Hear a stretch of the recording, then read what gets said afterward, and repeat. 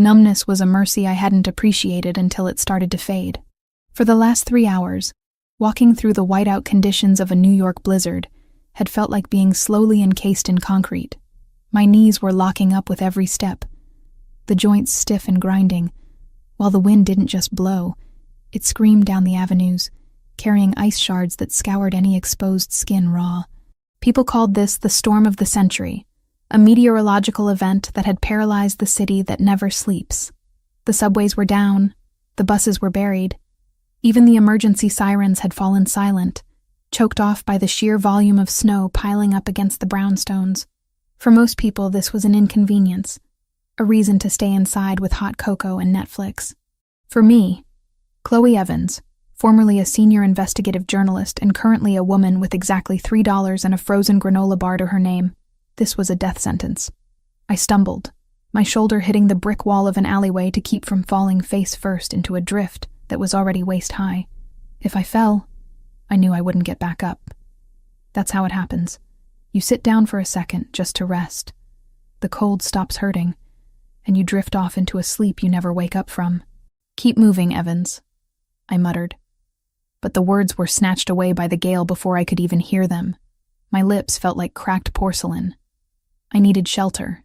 The homeless shelters were at capacity 3 days ago when the temperature first dropped. The subway grates, usually a source of steam and warmth, were capped with ice or guarded by police trying to clear the streets. I was 26 years old. I had a degree from Columbia. I had broken stories that sent corrupt senators to prison, and I was going to die frozen to death behind a dumpster in Tribeca because I had looked too closely at the Albanian mob. That was when I saw it. It was a beast of a machine, a matte black SUV idling at the mouth of the alley. The exhaust pipe puffed out steady, rhythmic clouds of white smoke that dissipated into the blizzard. It looked like a monolith against the swirling white chaos. The engine was running. I froze, pressing myself deeper into the shadows of the brickwork. Instincts honed by years of chasing leads in dangerous places flared to life. A car like that, idling in a place like this, didn't belong to a soccer mom. It screamed power. It screamed danger. The tint on the windows was so dark it looked like Vantablack, absorbing the scant light from the street lamps. But then the wind shifted, hitting me with a fresh assault of sub-zero air that cut right through my threadbare coat. A coat that had been stylish 2 months ago, but was woefully inadequate for the apocalypse happening around me. My body convulsed, a violent shiver that rattled my teeth so hard I thought they might crack. I looked at the car again. The heat coming from that engine block distorted the air around the grille. It was a choice between a probable bullet and a definite freezing death. I chose the probability. I forced my legs to move, wading through the snow. My boots were soaked through, my toes long past the point of pain, existing only as heavy, useless weights at the end of my feet. I approached the rear passenger side, keeping low, praying the driver was distracted by his phone or the storm. I reached into the deep pocket of my coat. My fingers were stiff, clumsy claws, but they found the thin, flat strip of metal I'd been carrying since I lost the apartment. It was a lock shim, a tool of the trade I'd picked up from a source named Ricky the Rat, back when I was investigating chop shops in Queens.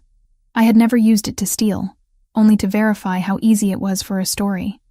Now, it was my key to survival. I reached the door handle. Please let it be unlocked. Please just be a rich idiot who doesn't think anyone is out in this weather. I tried the handle. Locked. Of course. I bit back a sob of frustration. I pressed the shim between the window and the weather stripping. My hands were shaking so bad I almost dropped it. If I dropped it in this snow, it was gone forever. I bit the inside of my cheek, using the sharp pain to focus my mind. Slide, hook, pull. Ricky's voice echoed in my head. Slide. The metal went in. Hook. I felt the mechanism. Pull. There was a dull thunk inside the door panel. I tried the handle again. It gave way. The door swung open, and the sensation that hit me nearly brought me to my knees. Warmth. Glorious, thick, expensive warmth. It smelled of conditioned leather and cedar wood. It smelled like safety. I didn't look to see if anyone was in the front. I didn't care. If they shot me, at least I'd be warm when I bled out. I scrambled inside, dragging my soaked boots onto the plush floor mats, and pulled the door shut. The silence was instant. The howling wind was cut off as if a guillotine had dropped on the world. The interior was spacious, the leather seat soft and supple. I collapsed onto the floorboard behind the driver's seat, curling into the tightest ball my skeletal frame could manage. I shoved my hands into my armpits, trying to preserve what little core heat I had left. The vibration of the engine hummed through the chassis, vibrating against my spine. It was the most beautiful thing I had ever felt. "Just 5 minutes," I whispered to the darkness of the cabin. "Just warm up enough to feel my hands. Then I'll leave." But the heat was a narcotic. As the blood began to flow back into my extremities, it brought a stinging, burning agony that paradoxically made me feel heavy and drowsy. My brain, starved of oxygen and warmth for too long, began to shut down the non-essential systems. The fear of being discovered, the terror of the Albanians finding me, the shame of breaking into a stranger's car, it all receded behind a thick gray fog. I didn't hear the driver get in. I didn't feel the car move. The last thing I registered was the smell of cedarwood and the rhythmic hum of the engine, before the blackness took me completely. Waking up was violent. It wasn't a slow drift into consciousness. It was a jarring snap, like a rubber band hitting bare skin. My eyes flew open, but my brain couldn't process the data. I wasn't moving. The engine hum was gone. The air was still warm, but different. It smelled of oil, polished concrete, and that sterile ozone scent of high-end electronics. I was still curled up on the floor of the SUV. My muscles had seized up in the cold, and now, locked in this fetal position, uncurling felt like breaking dry twigs. I groaned, a low, guttural sound that scratched my parched throat. I pushed myself up, my hand sinking into the thick carpet of the floor mat. Where was I? I blinked, trying to clear the grit from my eyes. I looked out the tinted window. I wasn't in an alley anymore. I was in a garage, but calling it a garage was an insult. It was a hangar. The floor was polished gray epoxy, gleaming under recessed lighting that cast no shadows. To my left, a sleek silver Aston Martin. To my right, a vintage Mustang that looked like it had rolled off the assembly line yesterday. In the distance, a workbench that looked more like a surgical prep station than a place to fix engines. Panic, cold and sharp, pierced through the lingering lethargy of sleep. I had passed out. The car had moved. I had been inadvertently kidnapped. I scrambled for the door handle, my heart hammering a frantic rhythm against my ribs. I shoved the door open and practically fell out onto the concrete floor, my legs tangled in the heavy fabric of my coat. I scrambled backward, crab-walking away from the vehicle, my breath coming in short, terrified gasps. I wouldn't run if I were you. The perimeter sensors are set to silent alarm. You make it 5 feet past the lifts, and the automated shutters seal the room. The voice came from everywhere and nowhere, bouncing off the hard surfaces of the massive room. It was deep, calm, and utterly devoid of emotion. It was the voice of a man who didn't need to shout to be obeyed. I froze, scanning the room. He stepped out from behind a concrete pillar near the elevator bank. Nicholas Versiani. I stopped breathing. I didn't need to ask who he was. I had a file on him 3 inches thick back in my burned-out apartment. 32 years old, head of the Versiani crime family. Ivy League educated, ruthless, and famously elusive.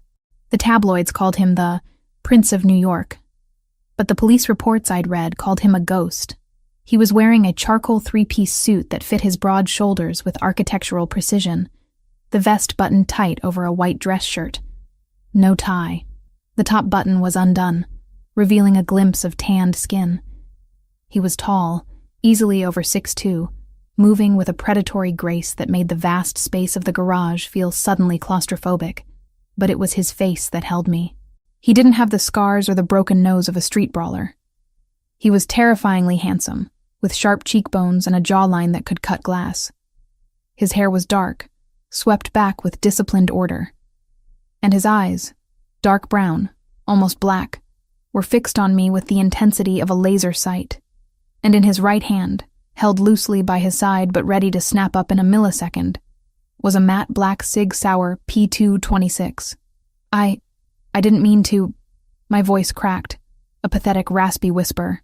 He raised the gun. He didn't aim it at my head, but at my center mass. A professional. Stand up. I scrambled to my feet, swaying slightly. My boots were still damp, leaving ugly wet prints on his pristine floor. I felt small, dirty, and incredibly vulnerable in my oversized, grime-streaked coat.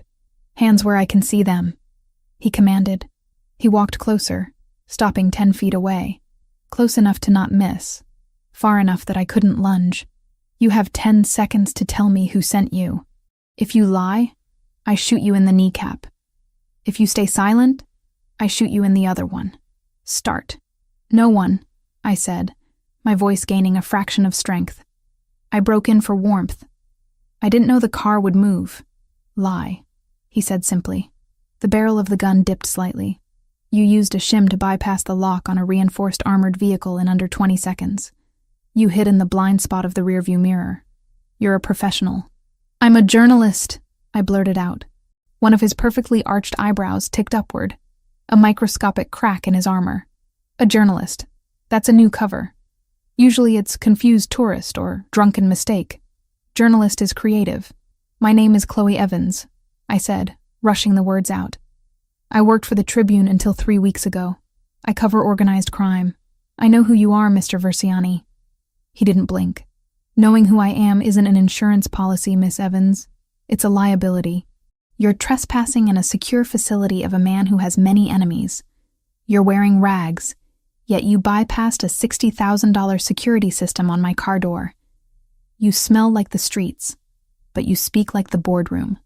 You're an anomaly, and I don't like anomalies. He took a step closer. The air between us crackled with tension. I could see the calculation behind his eyes.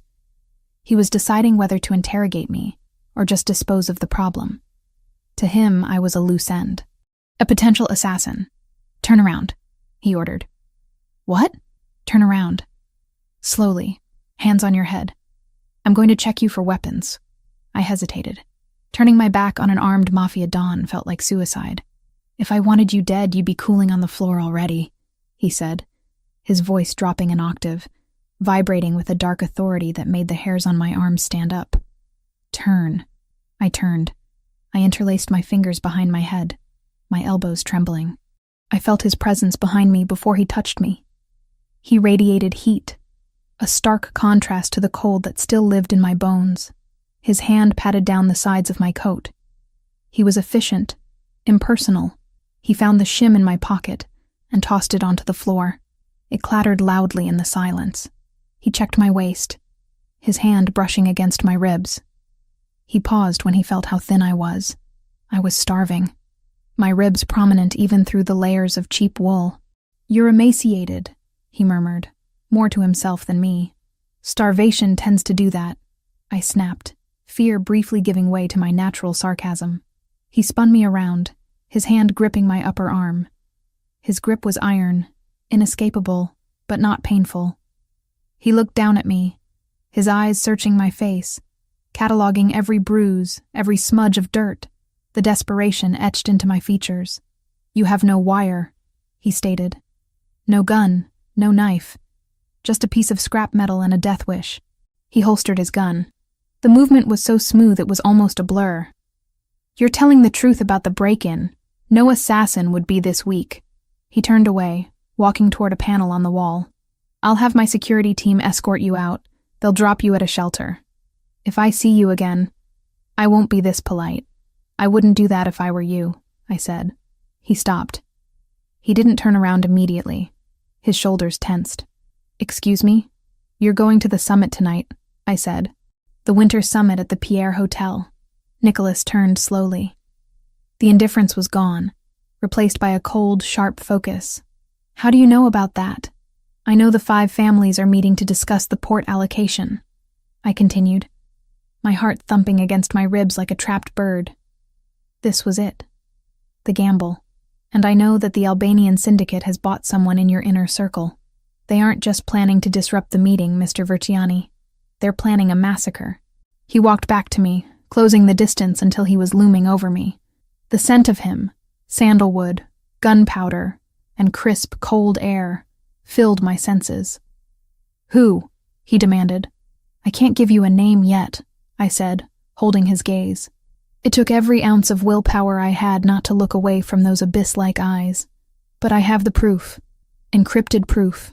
Where is it?" "Safe," I lied. It wasn't safe. It was in a locker that I hadn't paid for in a month, and the contents were likely to be tossed any day. But he didn't need to know that. "If you throw me out into that snow, or if your security team hands me over to the cops, that proof disappears. And tonight, you walk into a trap blind." He studied me. For a long, agonizing minute, the only sound in the garage was the ventilation system humming overhead. He was dissecting me, looking for the lie, weighing the risk. I saw his gaze drift to my hands, which were blue-tinged and shaking, then to my eyes, which I forced to remain steady. "You're blackmailing me," he said softly. "In my own house, while looking like you're about to collapse from hypothermia." "I'm negotiating," I corrected him. "I was an investigative journalist, Nicholas. I uncovered the corruption in the sanitation department last year. I know how to find things people want hidden. The Albanians burned down my apartment. They got me fired. They put me on the street. I want them dead just as much as you do." He tilted his head slightly. "You want revenge. I want my life back.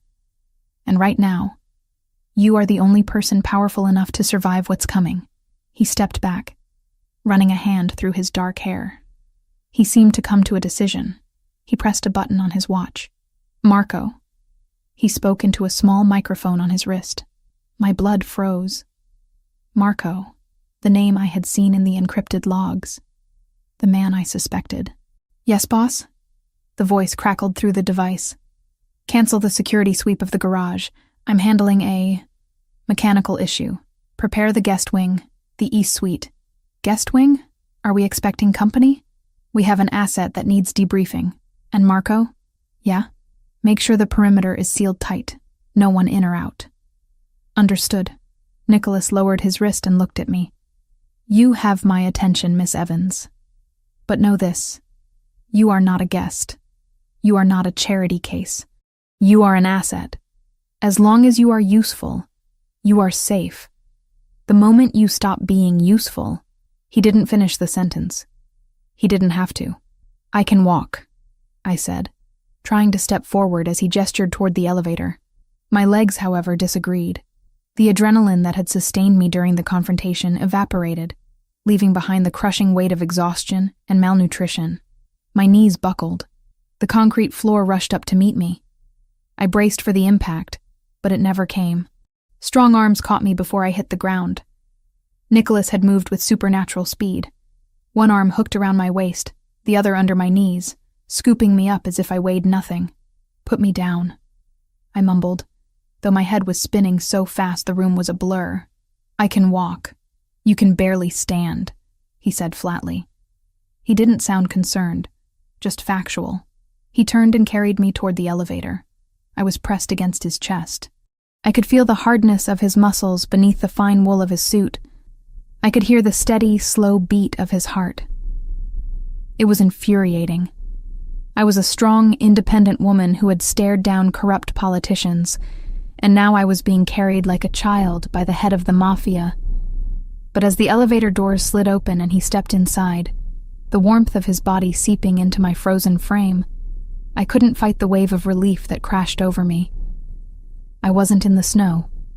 I wasn't alone. He looked down at me, his face unreadable. "You said you have proof." "I do," I whispered, fighting to keep my eyes open. "Good," he said. The elevator began to rise. "Because if you're lying, the snow will be the least of your problems." He shifted his grip slightly, pulling me closer to his chest to fit through the doors. For a split second, his chin brushed against my forehead. The contact sent a jolt through me that had nothing to do with the cold. "I'm keeping you now," he murmured, the words low and vibrating through his chest against my ear. "What?" I asked, unsure if I had heard him correctly through the haze of exhaustion.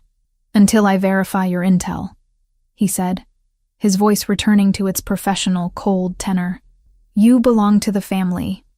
No one touches you. No one speaks to you. You are mine to deal with." The elevator chimed. The doors opened to a hallway that looked more like a museum than a home. I had survived the blizzard. I had survived the break-in. But as Nicholas Versiani carried me into the heart of his fortress, I realized the real danger was just beginning. I had traded the indifference of nature for the focused attention of a predator, and God help me, I felt safer in his arms than I had felt in 3 years. "Don't get comfortable, Evans," he said, stepping into the corridor. "I never do," I replied, and let the darkness take me again. The elevator ascent was smooth, a seamless glide that defied gravity, but my stomach still lurched with every floor we passed. Being held against Nicholas Versiani's chest was a study in contrasts. The expensive wool of his suit scratched softly against my frozen cheek, while the heat radiating from him felt like a furnace against a block of ice. I tried to hold myself stiff, to maintain some shred of dignity, but my body betrayed me. I was melting into him, my shivering subsiding into occasional violent tremors that I couldn't control. He didn't speak. He didn't look down. He held me with an indifference that was more terrifying than aggression would have been. To him, I wasn't a woman. I was a package. Volatile cargo that he hadn't decided whether to store or incinerate. The doors slid open with a soft chime that sounded too loud in the silence. We weren't in a hallway anymore. We stepped directly into a space that screamed power. It was an office, but calling it that felt like a reduction.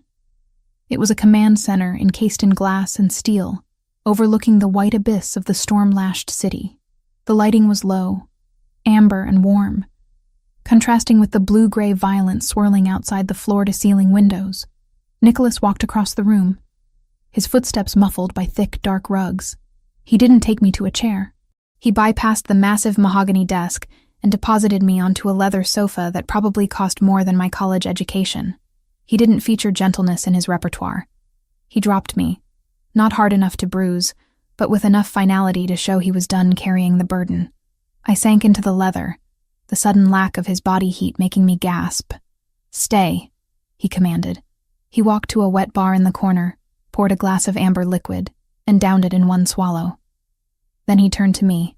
The gun was gone, tucked away somewhere in that perfectly tailored suit. But the threat remained. "You mentioned a bomb," he said, his voice level. "Start talking." I struggled to sit up. My limbs felt heavy, disconnected, like they belonged to someone else. The pins and needles of returning circulation were starting to prick at my fingers and toes, a sharp, stinging pain that made me wince. "I need water," I croaked. My throat felt like it was lined with sandpaper. Nicholas stared at me for a long beat. He was assessing if this was a stalling tactic. Apparently deciding it wasn't, he poured a glass of water from a crystal carafe and brought it over. He didn't hand it to me. He placed it on the low table in front of me, forcing me to reach for it. A test of motor function. My hands shook violently as I grasped the glass. Water sloshed over the rim, cold against my fingers. I managed to bring it to my lips, drinking greedily. The cool liquid hit my empty stomach like a stone, but it cleared the fog in my head just enough to think. "The bomb," he repeated. He leaned against the edge of his desk, crossing his arms. His biceps strained against the fabric of his white shirt. "You have 30 seconds before I call Marco back and have him take you to the basement. And trust me, the basement doesn't have heated floors. It's not a literal bomb," I said, putting the glass down with a clink. His eyes narrowed. The temperature in the room seemed to drop 10 degrees. "You lied to me. I used a metaphor to keep you from shooting me in the head," I corrected him, my voice gaining a little traction. "But the effect will be the same. Explosive. Destructive. And you won't see it coming until the shrapnel is already tearing your empire apart." He moved. Fast. One moment he was leaning against the desk. The next he was towering over me, his hands planted on the back of the sofa, boxing me in. "I don't like riddles, Miss Evans. And I don't like liars. Give me one reason why I shouldn't throw you back out into the snow right now." "Because I know who the traitor is," I said, locking eyes with him. It took everything I had not to flinch. His eyes were dark voids, intelligent and merciless. And I know that tonight, at the Winter Summit, the Albanian syndicate isn't just planning to disrupt negotiations. They're planning a decapitation strike. They're going to kill the heads of the 5 families. All of them. Starting with you." Nicholas didn't recoil. He didn't gasp. He went perfectly still. It was the stillness of a predator recognizing a scent on the wind. He stood up slowly and walked around his desk. He tapped the surface of a sleek computer monitor, the screen flaring to life. "Chloe Evans?" He read aloud as he typed. "Investigative journalist for the Tribune, specialized in organized crime corruption. Last byline 3 weeks ago, fired for unethical conduct and fabrication of sources." He looked up at me, a cruel smirk playing on his lips. "Fabrication of sources. That's not a glowing recommendation for your credibility." "I didn't fabricate anything," I snapped, anger momentarily overriding my fear. "I found a ledger, a dual bookkeeping system that linked the sanitation department's sudden budget surplus to money laundering for the Albanians. My editor refused to run it, said I needed more proof. 2 days later, my apartment caught fire. The fire marshal called it faulty wiring. The next day, the Tribune fired me for a story I never even submitted. The Albanians have reach, Mr. Versiani. You know that better than anyone." Nicholas watched me, his fingers drumming a silent rhythm on the desk. He was weighing my words against his instincts. He knew how the game was played. He knew that unethical conduct was often corporate code for ask the wrong questions. "You said you have a drive," he said. "I do. Where is it? Is it on you?" "If it were on me, your security pat-down would have found it," I pointed out. "It's safe. Off-site." "Where?" I hesitated. This was my only leverage. The moment I told him, I became expendable. But if I didn't tell him, I was useless. I had to thread the needle. "It's in a locker," I said carefully. "Grand Central Station. I paid for 2 months in cash before my accounts were frozen." "Locker number?" "I'm not telling you that." Nicholas laughed. It wasn't a joyful sound. It was dry, sharp, and terrifying. "You think you're in a position to negotiate? You are a trespasser in my home, a homeless woman with a wild story and no resources. I could have my men strip search you, drug you, or beat the location out of you in 10 minutes. "You could," I agreed, forcing my spine to straighten against the leather. "But you won't. Enlighten me. Why won't I?" "Because you're not sloppy," I said. "Torture is messy. Drugs make memory unreliable. And if you kill me or break me, you risk the only lead you have on a threat that is hours away from executing you. You're a businessman, Nicholas. A brutal one maybe, but a pragmatic one. You don't destroy assets until you've extracted their value." He stared at me. The silence stretched, heavy and suffocating. Outside, the wind howled against the glass, a reminder of the death waiting for me if I failed this conversation. Finally, he sat down in his leather chair. He looked at me with a new expression. It wasn't respect, not yet, but it was curiosity, like a scientist looking at a lab rat that had just solved a complex maze. "Pragmatic," he echoed. I like that word. He pressed the intercom button again. "Marco. Boss, bring food. Something hot. Soup, bread, protein, and bring a medical kit." "Medical kit? Is the girl hurt?" "She's freezing to death. Just bring it." He cut the connection and looked back at me. "The drive is in a locker at Grand Central. You have the key?" "It's a combination lock," I lied. It was actually a digital code I had memorized, but a key could be taken. A combination had to be given, and I'm the only one who knows it. "Of course you are." He leaned back, steepled his fingers. "So, here is the situation, Chloe. You claim to have evidence of a traitor in my inner circle. You claim the Albanians are planning a hit tonight. You want protection. I want immunity," I said. "I want a safe place to sleep. I want a hot shower. And when this is over, I want enough cash to leave the city and start over somewhere where the name Verciani doesn't mean anything." He tilted his head. "You want to run. I want to live. There's a difference." "Fair enough." He stood up and walked toward me again. "But trust is a currency I don't give away for free. Until I have that drive in my hand, and until I verify what's on it, you are in limbo." "Limbo is better than hell," I murmured, looking at my hands.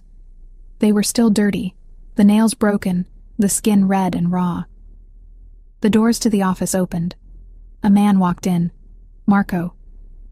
I stiffened, He was older than Nicholas, broader, with a face that looked like it had been chiseled out of granite. He carried a silver tray with a steaming bowl and a plate of bread. "Put it there." Nicholas gestured to the table in front of me. Marco set the tray down. He looked at me with open disdain. To him, I was street trash staining the furniture. He didn't know I suspected him. He didn't know I had seen his name in the encrypted logs the accountant had left behind. Meeting with Monsieur Versiani, 22-1. I kept my face neutral. If I showed fear or recognition, he might realize I knew. And if the traitor realized I knew, he would kill me before Nicholas could verify anything. "Anything else, boss?" Marco asked, turning his back to me. "No. Get the car ready. We leave for the summit in 2 hours. The weather isn't letting up, so take the heavy armored unit." "The summit hasn't been canceled?" Marco asked, a flicker of surprise in his tone. "The roads are a disaster. The commission doesn't care about snow, Marco. Unless you want the Russos to think we're weak, we show up." "Understood." Marco nodded and left, casting one last suspicious glance at me before the doors slid shut. As soon as he was gone, I reached for the spoon. My hand was shaking so bad I could barely hold it. "Slowly," Nicholas said. He was watching me again. "If you eat too fast after starving, you'll throw it up. And I don't want vomit on my rug." I glared at him, but he was right. I forced myself to take small sips of the soup. It was tomato basil, rich and creamy. It tasted like salvation. The warmth spread through my chest, chasing away the deep chill that had settled in my marrow. I ate the bread, tearing it into small pieces. Nicholas didn't move. He stood there, watching me eat, like a guard dog. Or a jailer. "Why didn't you just steal the car?" he asked suddenly. I paused, spoon halfway to my mouth. "What? You had the door open. The keys were in the ignition. It's a push to start. The fob was in the console. You could have driven away. Sold it to a chop shop for 50 grand. Why didn't you?" "I don't know how to drive an SUV that size in a blizzard," I said honestly. "And I didn't want to steal. I'm not a thief, Mr. Versiani. I'm a desperate woman. But I still have lines I won't cross unless I have to. You broke into my property. Trespassing is a misdemeanor. Grand theft auto is a felony. I try to keep my criminal record light." For the first time, a flicker of amusement crossed his face. It was gone instantly, but I saw it. "You have a strange moral compass, Chloe. It's the only thing I have left." I finished the soup. The energy was returning to my body, but with it came the exhaustion. My adrenaline was crashing. My eyelids felt heavy. "The drive," Nicholas said, bringing us back to business. "How do we get it?" "We don't," I said. "Not in this weather. The station will be on lockdown. And if the Albanians are watching me, which they are, they'll be watching the transit hubs. So we wait. We wait for the storm to break, or for you to give me a secure way to retrieve it." Nicholas walked to the window, looking out at the whiteout. "I don't have time to wait. The summit is tonight. If there is a hit planned, I need to know the details now. I told you the target. You. The heads of the families. That's vague. I need names. I need logistics. Who is the shooter? How are they getting past security? Who let them in? I can give you the how," I said. "But to prove the who, I need the drive. It has the bank transfers, the communication logs. It links your insider to the Albanian payroll." He turned back to me. "My insider. Yes, you're very confident that one of my men turned. Loyalty is expensive, Nicholas, and everyone has a price. The Albanians are offering a lot of money for your head." He walked over to me, stopping just inches from my knees. He reached out and tilted my chin up with his forefinger. His skin was warm, his touch electric. I stopped breathing. "If you are playing me," he said, his voice dropping to a whisper that was more terrifying than a shout. "If this is a distraction, or a trap, there is no hole deep enough on this earth for you to hide in. I will find you, and I will make you wish the cold had taken you. I'm not playing you," I whispered back. My heart was pounding so hard I felt dizzy. "I'm betting my life on you. Don't make me regret it." He stared into my eyes for a long moment, searching for deceit. Then, abruptly, he let go of my chin and straightened up. There's a bathroom through that door. He pointed to a concealed panel in the wall. There are clean clothes in the cabinet. They belong to my sister. She leaves things here when she visits. They should fit you. Shower, change, burn those rags you're wearing. And then? And then you sit here and you wait. You don't touch the computer. You don't touch the phone.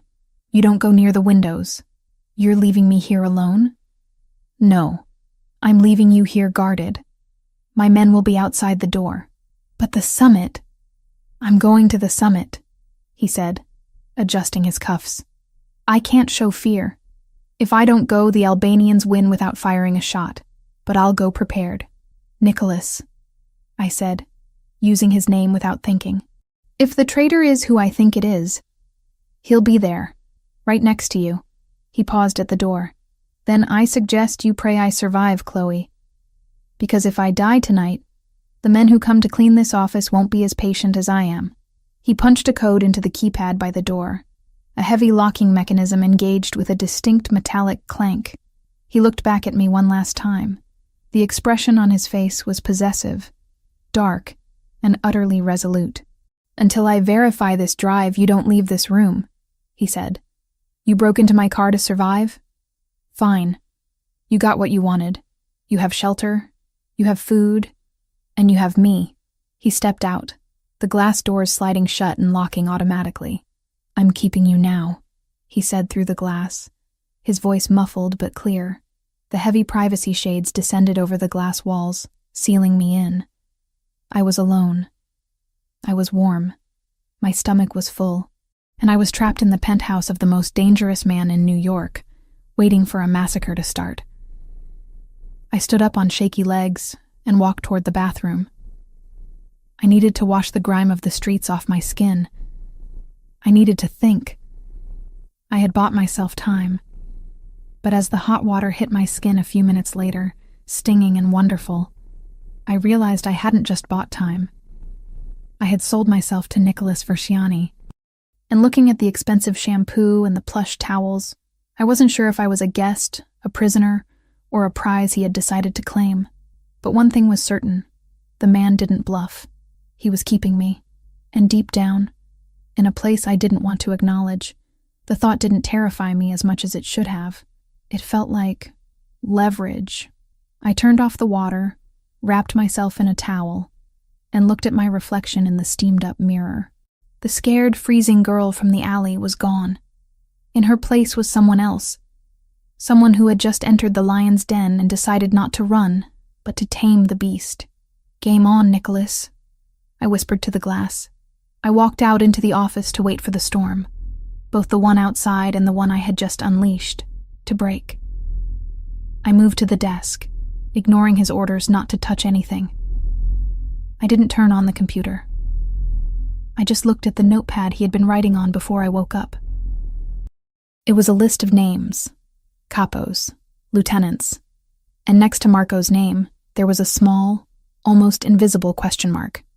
He knew, or he suspected. My heart skipped a beat. If he suspected Marco, why was he keeping him close? Strategy. Keep your friends close, and your enemies closer. Nicholas Versiani was smarter than I thought, and that made him infinitely more dangerous. I sat back down on the leather couch, pulling the heavy blanket he had left there around my shoulders. I wasn't going anywhere. For better or worse, I was part of the family now. The hot shower had been a deceptive luxury, washing away the grime of the streets, but replacing the physical cold with a deeper, internal chill. I had donned the clothes Nicholas Versiani had provided, a soft cashmere sweater, a deep, rich cranberry color, blessedly not navy blue, and a pair of black velvet trousers that, surprisingly, fit my thin frame. They were soft and warm, a deliberate cruelty. They reminded me of everything I had lost. I burned my old clothes in the antique fireplace of the East Suite's sitting room. Watching the filthy wool and torn denim catch fire was a symbolic act, reducing my last few weeks of misery into a wisp of smoke. Nicholas had been gone for 40 minutes. 40 minutes of pacing the plush rug, mapping the room, and fighting the urge to smash the privacy shields covering the massive windows just to see the storm again. I was trapped, not by bars, but by walls of marble, glass, and armed men waiting silently outside the only door. I finally settled down at the large dining table, clearing the surface of a stack of financial reports Nicholas had been reviewing. My attention was focused solely on the small, battered journalist's notebook I had retrieved from my coat pocket before burning it. This notebook contained the cryptic clues I needed. My journalistic instincts, dormant for weeks under the weight of fear and hunger, surged back to life. I was no hacker, that was true, but I was an investigative journalist. My job wasn't coding, it was deduction. Part 3, worry of my plan was clear. Break the password for the encrypted drive using only my wits, and confirm the betrayal before Nicholas walked into the ambush. The drive held the key, a set of secure communication logs and bank transfers.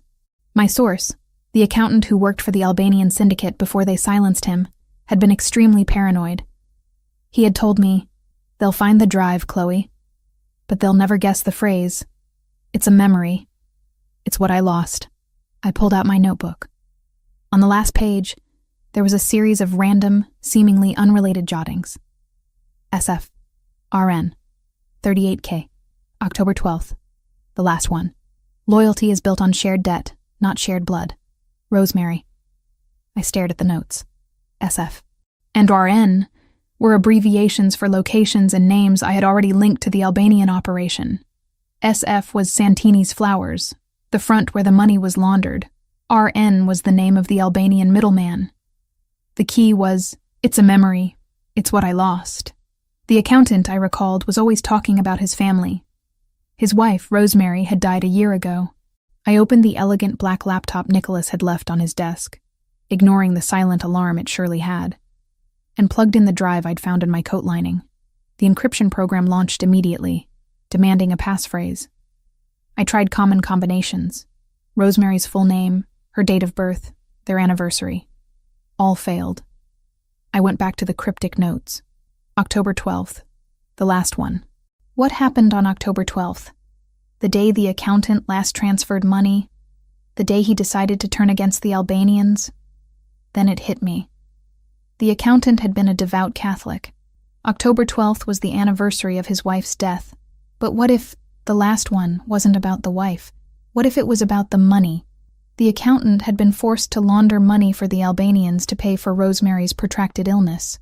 The debt was shared. Loyalty is built on shared debt, not shared blood. The passphrase wasn't sentimental. It was practical, a monument to the financial ruin that had cost him his wife and his soul. I thought about the money. 38K, the final medical bill. The sum he had to pay before the Albanians released his debt, but too late to save her. I typed carefully, my fingers hovering over the keys. Rosemary 38. Key. Access granted. A rush of adrenaline washed over me, stronger than any hot cocoa. I had done it. My deduction, my memory of the case details, had won against a powerful encryption. The screen flooded with data, thousands of lines of code, transfer receipts, and, most importantly, secure server communication logs. I ignored the numbers, focusing on the names and dates. I quickly cross-referenced the Albanina communications with the Versiani internal log structures. And there it was, glaringly obvious. A series of encrypted messages detailing the location of the Winter Summit and the names of key Versiani personnel, all forwarded from an internal server to an unknown, untraceable Albanian address. The sender's IP was masked, but the account login wasn't. It belonged to the user, M.V.K., Marco Versiani, Nicholas's cousin and consigliere. The blood ran cold in my veins. The man who had been in this very room just 40 minutes ago, the man who had looked at me with such contempt, was the viper in Nicholas's nest. I hadn't just suspected him. I had the proof. The logs detailed the final plan. The assassins would be disguised as catering staff.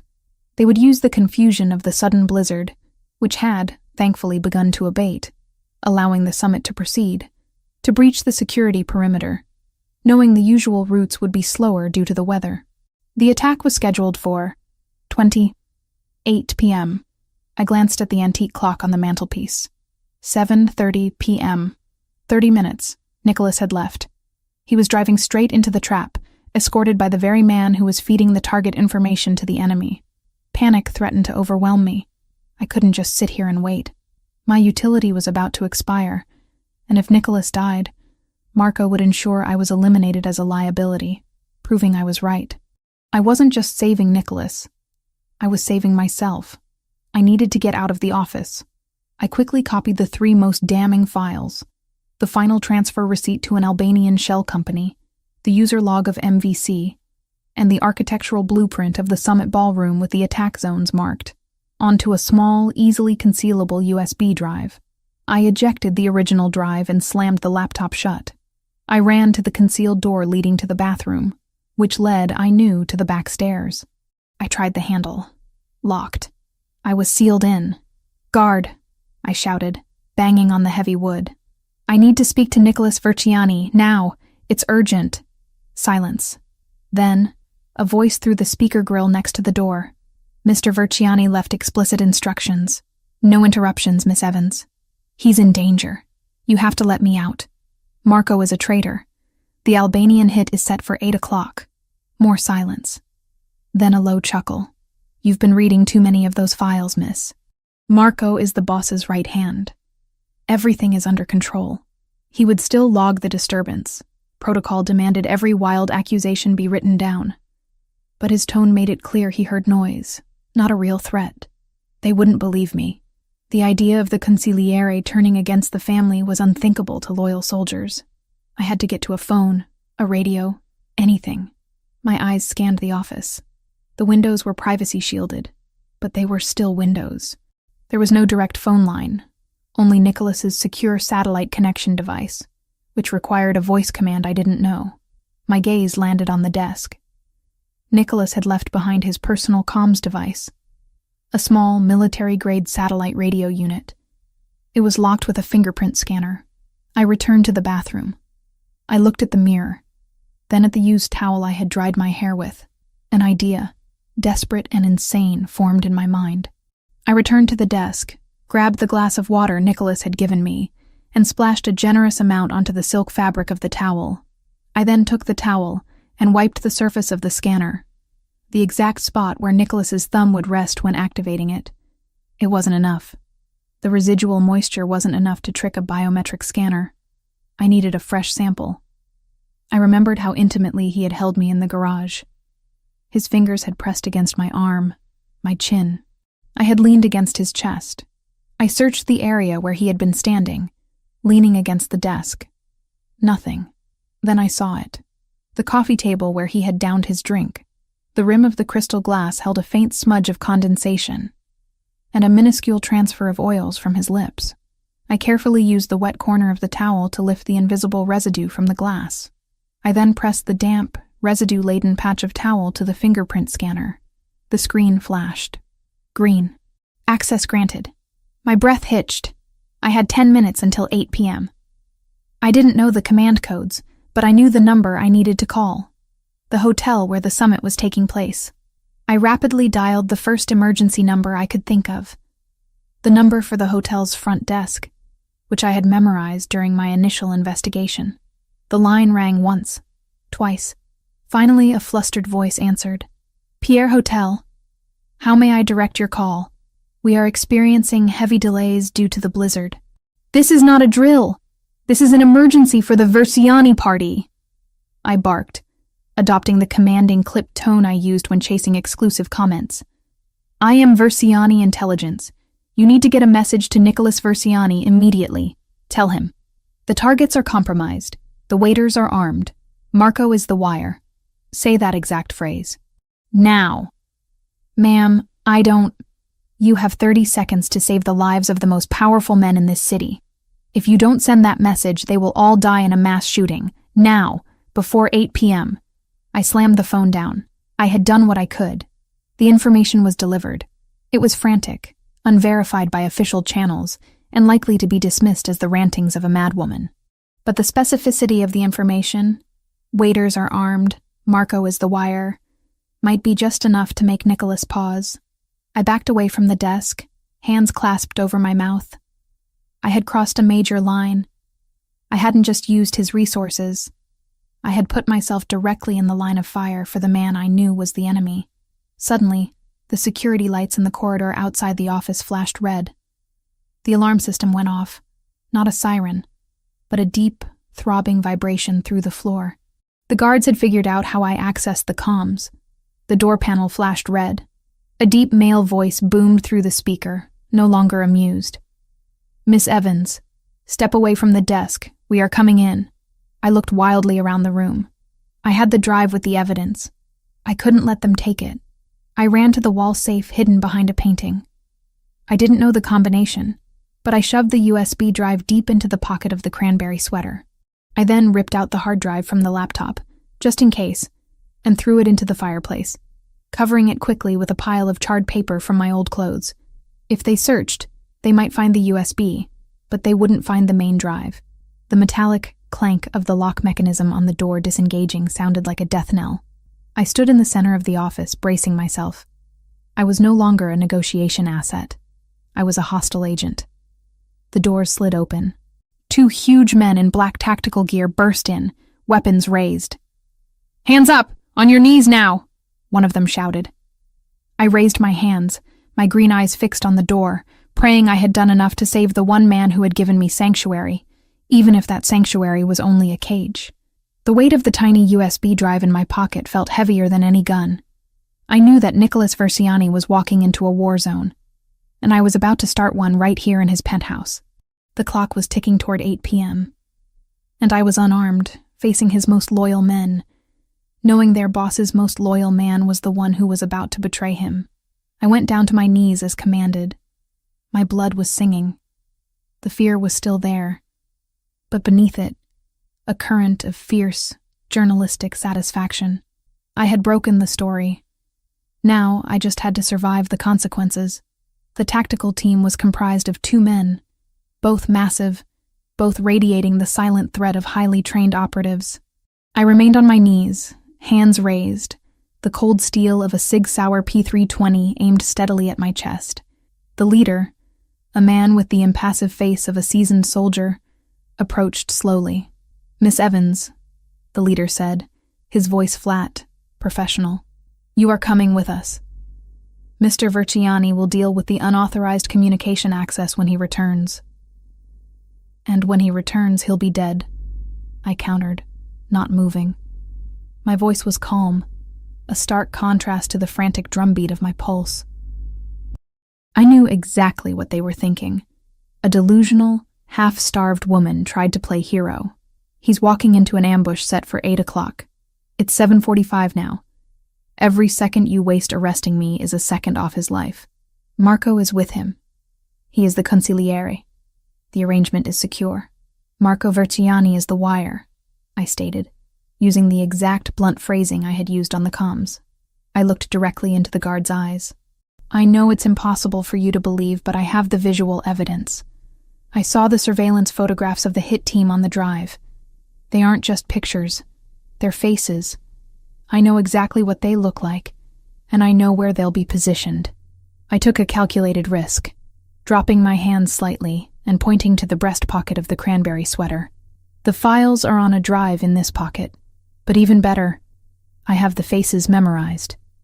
They are disguised as catering staff. If you send me to the basement, Nicholas walks into a room where every waiter is an executioner, and he has no idea which smiling face is holding the gun." The guard hesitated. I saw the flicker of doubt in his eyes. He didn't believe the part about Marco, but the detail about the catering staff and my ability to visually identify the targets was specific enough to give him pause. Nicholas had instructed them to treat me as an asset. My information had to be verified. "Boss gave explicit orders to contain you," the guard insisted. But his voice was less certain now.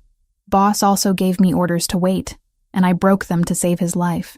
You know Nicholas Versiani. He values pragmatic solutions over strict obedience. You take me to the basement, and I'm silent. You take me to the hotel, and I might be able to save his life." I tilted my head. "It's a 5-minute drive. Take the risk." The guard exchanged a look with his partner. Loyalty to Nicholas was their highest code. If they disobeyed his containment order and he survived, they would be forgiven.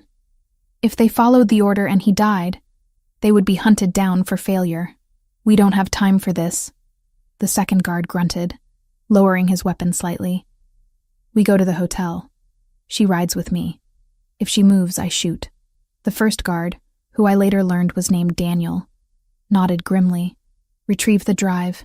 You are not going into the ballroom, Miss Evans. You will sit in the car and give us the descriptions over the radio. No. I refuted instantly. The photos were low resolution. They were visual checks, not detailed portraits. The light will be dim. I have to see them in person, under the ambient light. I'm the only one who can confirm the targets. I saw the reluctance, the deep, inherent distrust in their eyes. But the ticking clock was my most powerful advocate. Fine, Daniel conceded, his jaw tight. You sit in the observation balcony. You point, we move.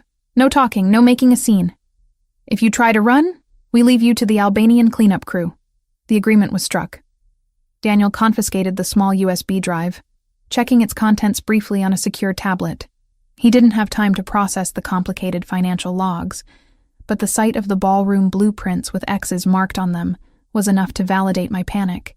The next few minutes were a blur of motion. I was hustled out of the East Suite, not as a captive, but as a critical piece of intelligence.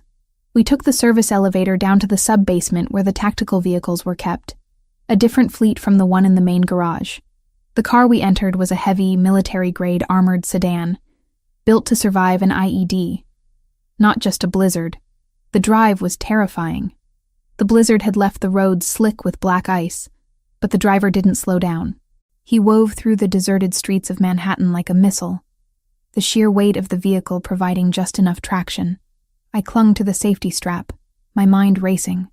I went over the faces in my head, rehearsing the features. The small crescent-shaped scar on the neck of the first man, the unusual gold earring on the second, the distinctive deep-set eyes of the third. We arrived at the Pierre Hotel, just past 7:55 p.m. The entire building looked like a fortress under siege by snow. Despite the weather, there was a skeleton crew of security, Verziani's security, but their efforts were hampered by the extreme cold. We didn't use the main entrance. We went through the loading dock. Daniel's tactical team bypassed the hotel's internal security easily. These were men trained for infiltration, not just guard duty.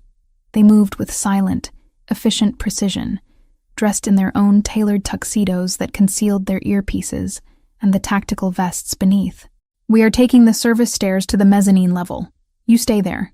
You have a clear view of the entire ballroom, Daniel instructed, his voice low. Understood, I confirmed. I had done my part. Now, the execution was up to them. As we reached the corridor leading to the ballroom, Daniel stopped. He turned to me, his hand resting on the hilt of his concealed weapon. The red dress. The boss will see you. Don't react. You are not his date.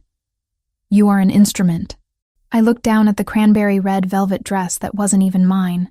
It was a statement piece in this dark corridor. I know my role, Daniel. I'm a warning, not a prize. He nodded, a gesture of grudging respect. And we moved on. We reached the mezzanine balcony, just as the doors to the main ballroom were flung open. The contrast between the cold, sterile service corridor and the scene before me was jarring. The grand ballroom of the Pierre Hotel was a spectacle of wealth. Crystal chandeliers dripped light onto 1,000 faces. The air was thick with the scent of lilies and expensive champagne. Men in flawless tuxedos and women in glittering gowns circulated around round tables covered in pristine white linen. This was the winter summit, the gathering of the 5 families, masquerading as a high society event. My eyes snapped past the glittering crowd, ignoring the opulence. I scanned the room with the practiced detachment of a hunter. I was looking for the abnormal, the things that didn't belong. I found Nicholas Verziani almost immediately. He stood at the head table on the raised dais, a central figure in a cluster of older, powerful men. He was speaking with a man whose profile I knew instantly, Marco Verziani, his cousin and consigliere, standing right beside him. Marco looked relaxed, smiling, performing his role as the trusted second-in-command, the viper warming itself in the sun. My attention focused on the catering staff. They were the key, The kitchen doors swung open, and a stream of waiters emerged carrying trays of plated appetizers. They were all young men, dressed identically in crisp white shirts and black bow ties. "Target 1," I whispered into the tiny microphone Daniel handed me, my voice tight, near the south exit door, setting down a tray. He has a small, dark crescent-shaped scar on the left side of his neck, just below the collar. He's looking at Nicholas, not his tray. Daniel's hand immediately went to his earpiece. "Target 1 confirmed. Scarred male, south exit, hold position." I continued my scan. "Target 2, near the bar, talking to the bartender. He's wearing an unusual, chunky gold hoop earring in his left ear. It's unprofessional for a waiter. He's trying to hide it under his hair." He just made eye contact with Marco. "Target 2 confirmed. Bar position. Do not engage yet." My eyes swept to the main dais. The third target, the most dangerous one, was usually placed closest to the principal. He was supposed to be a familiar face. And then I saw him. Near the back of the dais, standing behind the head table, was a waiter with an air of cold confidence that didn't match the forced smile on his face. He was clearing plates, but his deep-set dark eyes were tracking Nicholas's movements with intense surgical precision. "Target 3. Immediately behind the head table, black hair, deep-set eyes, clearing plates. He is too calm. He's the primary shooter." My voice was barely a breath. "And Daniel. He's within arm's reach of Marco. Marco is the signal." "Understood. We are moving into position now. Miss Evans, stay put. I repeat, do not move."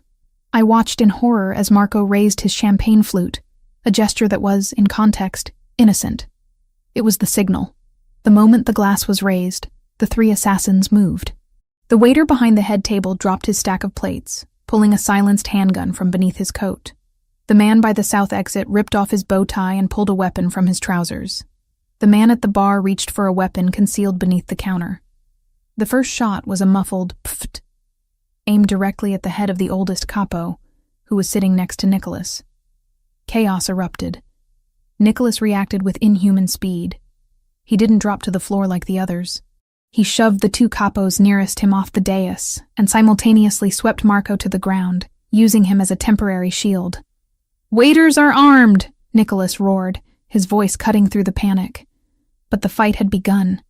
Daniel's team moved into the ballroom, engaging the targets. I couldn't just watch. My adrenaline was spiking, fueling my need to act. Nicholas was in the middle of the melee, surrounded by targets. My gaze fell on a heavy bronze bust of some historical figure placed on a pedestal near the mezzanine railing. I made a split-second decision that defied Daniel's clear orders. I grabbed the heavy sculpture, struggling with its weight for a moment, and with a grunt, I pushed it over the railing. The bronze bust crashed down onto a large empty buffet table set in the center of the ballroom, landing with a deafening crack that fractured the marble top. The noise diverted the focus of the nearest assassin, who momentarily looked up at the mezzanine. More importantly, it created a massive visual distraction and a small barrier of shattered marble and bent silver. "Down! Cover!" Nicholas yelled, spotting me on the mezzanine immediately. He didn't look angry. He looked furious and focused. He grabbed the broken section of the marble table and pulled it toward himself and Marco, using it as improvised cover against the crossfire. "Service exit now!" Nicholas shouted to Daniel, who was covering the retreat. Nicholas dragged the stunned and screaming Marco across the floor, using him as a human shield against the remaining fire. The sound of gunfire echoed through the ballroom, punctuated by the shattering of crystal. I ran down the service stairs, heart in my throat, to meet them at the agreed-upon rendezvous point, the kitchen loading bay. I burst into the kitchen just as Nicholas staggered through the door, dragging Marco by the collar. Nicholas was breathing hard, his jacket torn. He released Marco, who scrambled on the floor, seemingly more terrified than hurt. Nicholas looked around, spotted me, and immediately walked toward me. His eyes were blazing. "You!" he growled, grabbing my arm, his fingers digging into my flesh. It wasn't pain I felt, but the sheer force of his rage and relief. "I told you to stay on the mezzanine! I drew their fire! I created cover!" I gasped, pointing to the chaos still spilling from the ballroom doors. "You put yourself in danger. That was my primary extraction route. He was shaking with adrenaline. He scanned me quickly, checking for blood, his fierce eyes taking in the red dress. Just as Daniel and his team rushed into the kitchen, the door leading outside burst open. More Albanian reinforcements, alerted by the gunfire, had managed to break through the blizzard-hampered exterior security perimeter. "They're flanking us," Daniel shouted, firing over Nicholas's head to hold the doorway. Nicholas didn't let go of me. He pulled me close, tucking me tight against his back, his body a solid wall of muscle and anger. He didn't use Marco as a shield anymore. He was protecting me. He pulled a second, smaller gun from an inner pocket, a backup, and began returning fire with smooth, deliberate movements. The kitchen, with its stainless steel surfaces and sharp corners, became a kill zone. I was pressed so tightly against him that I could feel the vibrations of his gunshots through his ribs. I inhaled his scent, expensive cologne mixed with the sharp metallic tang of gunpowder. "Stay with me, Evans. You don't move," he commanded, his voice raw. "I won't!" I shouted back, focusing on the tactical situation, not the terror. Nicholas saw an opportunity. One of the catering delivery vans, a battered white thing, was parked by the loading bay. "Marco, get in the van, now!" Nicholas ordered his cousin, who was still huddled on the floor. Marco scrambled toward the van, still shaken by the close call. "We need the armored unit," Daniel shouted over the noise of the battle. "Too slow, too obvious. We use the van. Marco, drive," Nicholas shouted, emptying his clip into the kitchen door frame. Nicholas pulled me, still pressed against his back, toward the delivery van. He shoved me into the passenger seat, his hand cupping the back of my head protectively as he forced me down. He slid into the driver's seat and immediately started the engine. "Marco, where are you going? We need to go home," Nicholas yelled into his comms. Marco was frozen behind the wheel, staring wide-eyed at the chaos. He was useless. "Get out!" Nicholas roared, shoving Marco out of the driver's seat and into the back of the van. Marco tumbled onto the pile of crates. Nicholas slammed the van into reverse, tires spinning on the slick kitchen floor. The moment the van burst out of the loading dock and into the night, the focus of the remaining Albanian fire shifted from Daniel's team to us. The rear window shattered. Shards of glass rained down over Marco, who screamed in terror. Nicholas slammed the pedal to the floor, steering the battered delivery van through the narrow, snow-covered streets of Midtown. "Are you hit?" he demanded, glancing at me. "No," I replied, breathless. "Just glass." "Good." He looked ahead, his jaw clenched, his eyes hard and calculating. "We need to lose them before they corner us in the tunnels." He pushed the gas pedal, weaving the anonymous delivery van through the gridlock caused by the blizzard. The anonymity of the vehicle was our greatest defense, but the shattered window and the sight of Nicholas Versiani driving a white catering van would soon make us targets again. I leaned back, finally allowing myself to process the shock. My heart rate was dangerously high. My ears were ringing from the gunfire, and the smell of the gunpowder was thick in the cab. But I was alive, and I had been right. "It was Marco," I whispered, the confirmation finally leaving my lips. "You saw him give the signal." "I saw him." His voice was low, laced with cold fury. He knew. He set the ambush and then acted paralyzed, waiting for me to be killed. My cousin. My consigliere. He slammed the wheel in a frustrated, violent gesture that made the van fishtail on the ice. He caught the skid instantly, his reaction time unnervingly fast. "You saved my life, Chloe," he said, the words heavy and dangerous, meaning more than simple thanks. "You called the front desk. That was you. I used your satellite comms," I confessed. "I was locked in." "Brilliant," he muttered, a sound that was half curse, half compliment. "You risked everything. Why?" "I told you," I said, finally able to breathe normally. "I want my life back. And right now, you are my best path to getting it.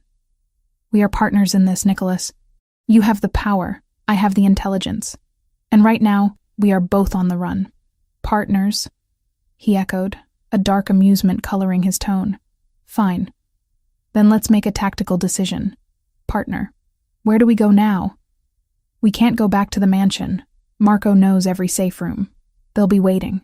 I looked at the snow, the darkened storefronts, the anonymity of the passing streets. We need to go somewhere they won't look. Somewhere without surveillance. Somewhere remote. And we need to go now, before the blizzard breaks and they find the trail. I know a place, he confirmed, making a sudden, violent turn onto an exit ramp. Marco screamed from the back, clutching a box of pastries. Where are we going? I'm injured. I need a doctor. Nicholas glanced into the rearview mirror, his face a mask of stone. You're going to be fine, Marco. You're going to lead us right where we need to be. He looked at me one last time, his eyes burning with a dark, resolved intensity. You saved me from the trap, Chloe, he said. Now, we deal with the consequences together. You wanted a fortress? You got one. You wanted security? You'll have it. The van sped out of the city lights and onto the isolated, snow-choked highway. I glanced back at the terrified heap of Marco in the rear, then at the strong, capable profile of Nicholas Verziani. The chaos was over, but the reckoning had just begun, and I was exactly where I needed to be. I had not only proven my worth, but had bound myself to him in the desperate, shared violence of survival.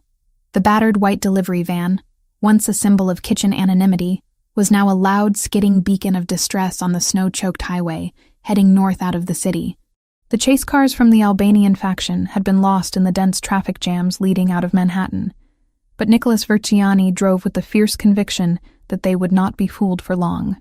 The cab of the van was a study in chaos and adrenaline. The freezing wind screamed through the shattered rear window. Shards of glass still dusted the seats and floor.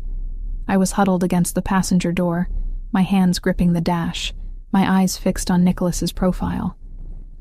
His jaw was set hard, his dark eyes constantly scanning the mirrors and the road ahead. In the back, Marco Verziani, the treacherous consigliere, was a pathetic, whimpering heap. He had been thrown onto a crate of catering supplies, mostly linen and plastic containers, and was now cradling a collection of broken pastries, sobbing over the supposed pain in his arm. I need a hospital, Nikki. I think my arm is broken. Marco whined, his voice thick with fear, completely unconcerned with the life and death situation he had created. Nicholas didn't spare him a glance. You need a bullet, Marco. But that can wait. The contempt in Nicholas's voice was chilling. It wasn't just the cold anger of a boss betrayed. It was the deep, visceral hurt of a brother betrayed. Marco was blood, and that made the treachery absolute. We need to get off the main roads, I advised, leaning closer to Nicholas. My voice was hoarse from screaming during the shootout. The van is too visible. They'll ping it on traffic cams as soon as the gridlock clears. I know a place, Nicholas said, making a sharp turn onto a narrow, unpaved road that was barely visible under the accumulated snow. The van skidded violently, the tires losing traction in the deep powder, but Nicholas corrected it with practiced ease. It's a hunting cabin, built by my great-grandfather. It's not on any official record. No power lines, no cell service. Good, I responded, nodding. The isolation is our only defense. Marco knew every safe room in the city, but would he know a family relic like a hunting cabin? He hated the country, Nicholas stated, a cruel smile touching his lips. He thought it was beneath him, but he spent every Christmas there as a child. He knows it, and that's why we're going. I blinked. You're taking us to a place the traitor knows? It's a calculated risk, a partner, he explained, accelerating carefully up a winding hill. He knows the location, but he doesn't know the state of my mind. He thinks I'll hide in a mansion in Jersey. He'll never expect me to use the most exposed location I have. It buys us time. I didn't argue. His logic, cold and razor-sharp, was undeniably sound. My job was to assess intelligence. His was to assess threat levels and strategy. His strategy was to confront the threat, not avoid it. The drive lasted another agonizing hour, climbing higher into the desolate, snow-covered mountains outside the city limits. The roads became worse, forcing us to abandon the delivery van in a snowdrift off the main path. The last leg of the journey was on foot. Nicholas pulled a survival bag from under the van's seat, containing a small medical kit, a high-powered flashlight, and a few clips of ammunition. He shoved the flashlight into my hands. Move, he commanded. He grabbed Marco, who was still moaning theatrically, and hauled him out of the back of the van like a sack of garbage. "Nicky, I can't walk. The snow is too deep," Marco pleaded, sinking up to his knees in the drifts. Nicholas didn't reply with words. He simply backhanded his cousin across the mouth, a quick, sharp slap that snapped Marco's head back and silenced his whining instantly. "You caused this blizzard, Marco. You walk, or you stay here and freeze." Marco stumbled forward, terror now a greater motivator than pain. The cabin appeared suddenly, a squat, dark silhouette of rough-hewn logs against the relentless white landscape. It was nestled deep in a clearing, utterly alone. The air was frigid, still stinging my lungs, but the wind had died down, replaced by an ominous silence. Nicholas used a specific sequence on an old iron padlock to open the heavy front door. We tumbled inside, out of the snow. The interior was cold, dark, and utterly primitive compared to the Verciani mansion. A large stone fireplace dominated the main room. There was a rough wooden table, 2 iron beds covered in thick wool blankets, and the pervasive scent of pine and old wood smoke. "Get the fire going," Nicholas ordered me. "Use the kindling by the hearth."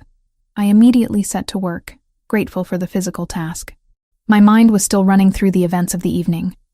The identification of the targets, the sound of the gunfire, the incredible force of Nicholas's body against mine as he shielded me.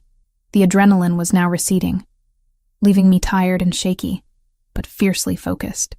While I built the fire, Nicholas dragged Marco into a small side room, stripped him of his expensive tuxedo jacket, and tied him to a heavy wooden chair with thick rope. Marco tried to protest, babbling about his loyalty, but Nicholas ignored the pleas, his movements swift and brutal. "You're not a prisoner, Marco," Nicholas said, kicking the chair leg. "You're just waiting for your testimony. Don't move." I watched this exchange from the main room, stacking the logs. The fire caught quickly, casting long, dancing shadows on the walls. The smell of burning pine was comforting. Nicholas returned, his breathing heavy. He looked at his own shoulder, where the fabric of his jacket was torn and dark with blood. The adrenaline had masked the pain, but now the wound was demanding attention. "You're hit," I stated, walking toward him. "It's been hours. You need that cleaned and closed, or it will turn septic." Nicholas looked at the wound. It was a deep, grazing bullet wound near the collarbone, bleeding sluggishly. "I need my capos, not a nurse." "You have me," I countered, pulling the small medical kit from the survival bag he'd brought. I opened it on the wooden table. "I told you, I covered conflict zones. I know how to do this. Sit." He hesitated, then slowly complied, sitting on the bench by the fire. The action was one of vulnerability, a profound act of trust he would never grant one of his own men. He stripped off his shirt, revealing a torso that was a landscape of dense, powerful muscle. The wound, however, was ugly, ragged and deep. I took control, my journalistic pragmatism overriding any squeamishness. "This will hurt. I have to clean the site." I soaked a gauze pad in the last of the cabin's vodka, the only antiseptic available. I didn't ask for permission. I pressed the soaked pad directly onto the wound. Nicholas clenched his jaw, sucking in a sharp breath, but he didn't make a sound.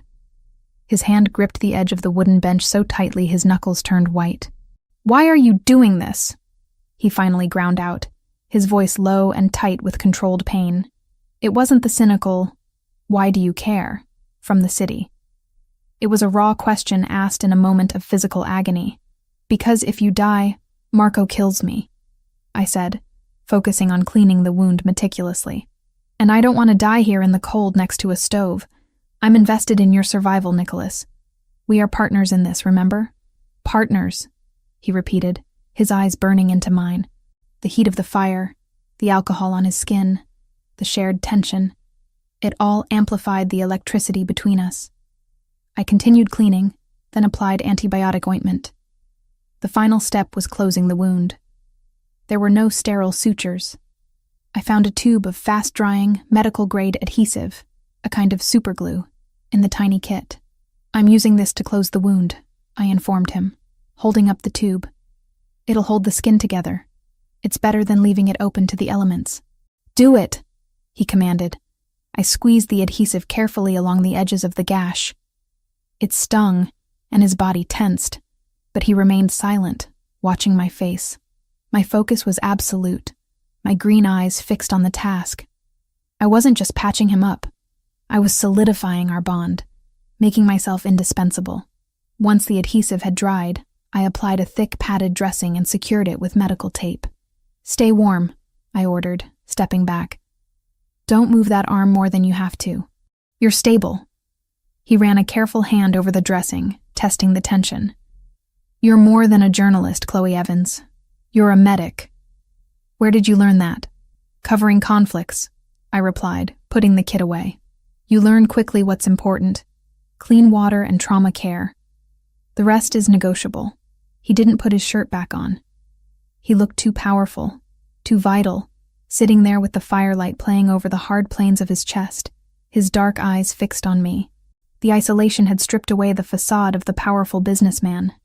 He was a warrior, temporarily wounded. "Marco said they tracked the car," he said, changing the subject, his voice dropping to a conspiratorial murmur.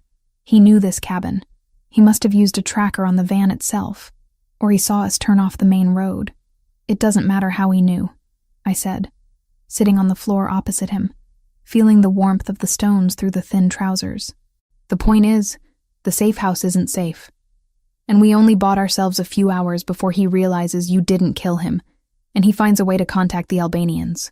He doesn't have a phone," Nicholas pointed out. "But he has his mind," I countered. "He'll send signals. He'll find a way." The tension in the cabin was palpable. It wasn't the sharp, fearful tension of the city, but a heavy, charged atmosphere brought on by shared risk and intimacy. We were two animals in a den, waiting for the hunters to arrive. "Why didn't you leave New York when you had the chance?" Nicholas asked, his gaze intense. "When the Albanians burned your apartment, you should have run to the other side of the country. You had evidence. You could have gone to the FBI. The FBI is compromised," I replied instantly. That was the final story I was working on, linking the Albanina funds to the Bureau's pension fund. I had no money, no ID, and the people hunting me were global. Running sideways was pointless. I decided to run towards the biggest shield I could find. You. A slow smile, dangerous and acknowledging, stretched across his lips. "So you admit that your negotiation was always about protection. It was about survival," I corrected him. "You offered both. And I delivered what I promised, the truth about your traitor." I rose and walked over to the windows. They were small, leaded panes, still thick with frost. I rubbed a circle of condensation away, peering out into the silent, frozen darkness. "They'll be here by morning," I stated, stating the tactical truth. "We need a new plan. A way to contact your loyal capos without using any channels Marco might have compromised." Nicholas stood up, moving carefully to avoid stressing the wound. He walked toward me, stopping right behind my shoulder. The warmth of his body was immediately noticeable, a powerful, comforting presence in the icy room. "You're right," he murmured, "and I have a new plan, one that involves dealing with Marco now, not waiting for the morning." He reached out and gently took my hand, drawing me away from the window and back toward the fire. His touch, after the brutal events of the evening, was unexpected, a soft, deliberate caress. "But first," he said, his voice dropping to a low, seductive register, "we survived the night. We're partners, Chloe. We've proven we can survive a war zone. Now, let's see what we can build when the guns are silent." He looked at me with an intensity that transcended the simple physical attraction. It was the recognition of a shared trauma, of two competent minds finding refuge in each other. The fire crackled, warming the small, isolated space. Outside, the blizzard held the world captive. But inside the old cabin, the flames of a far more dangerous relationship were just beginning to catch. The cold was outside. The heat, the danger, and the shared survival were here, in the heart of the Versiani past. The most secure place, paradoxically, was the one that was about to be surrounded. The intense calm that had settled between Nicholas and me after I tended his wound was a dangerous illusion. It was the eye of the storm, not the end of the blizzard.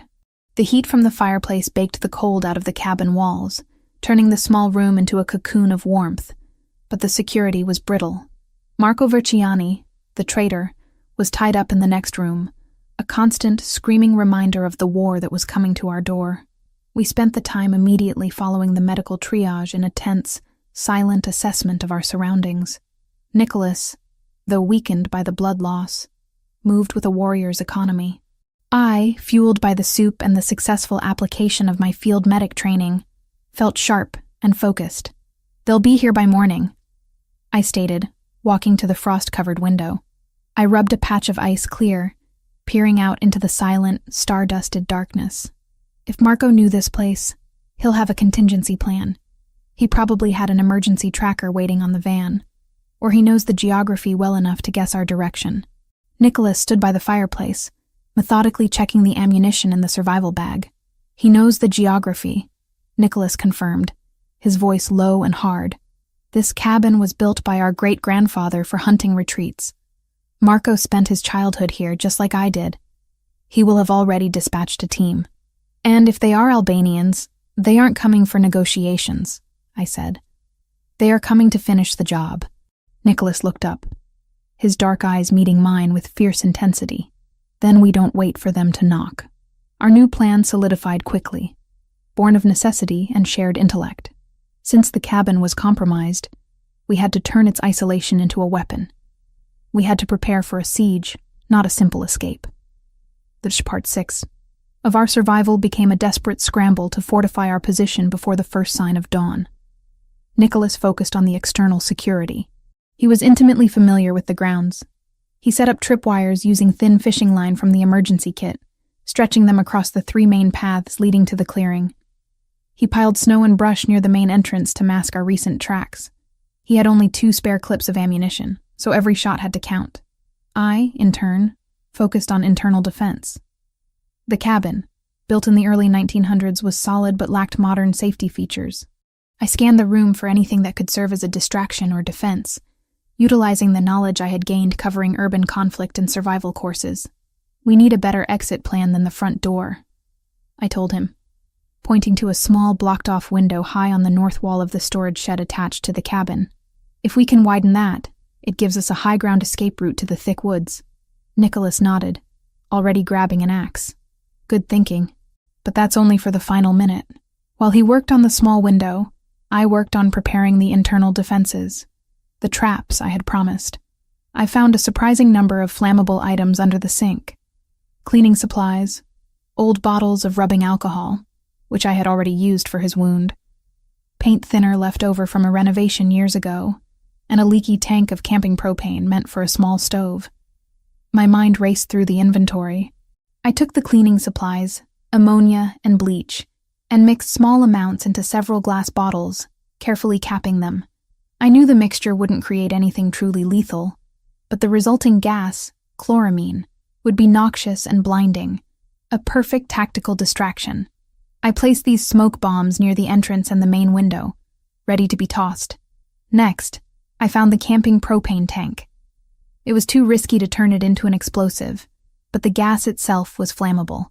I carefully rerouted the thin hose from the stove unit, running the tip near the main fireplace flue, ready to be uncapped and released should the invaders attempt to use the chimney or force their way through the front door.